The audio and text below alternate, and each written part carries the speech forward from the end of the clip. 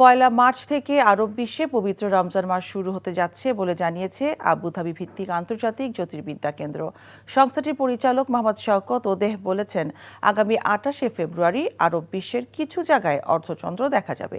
যদি চাঁদ দেখা যায়, ওই দিন সন্ধ্যা থেকে রমজান শুরু হয়ে যাবে।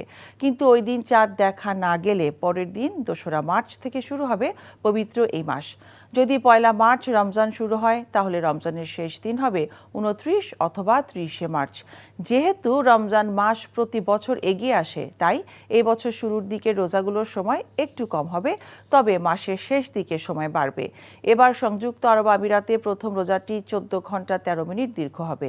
সময় বাড়তে বাড়তে শেষ রোজাটি 14 ঘন্টা 55 মিনিটে গিয়ে পৌঁছবে।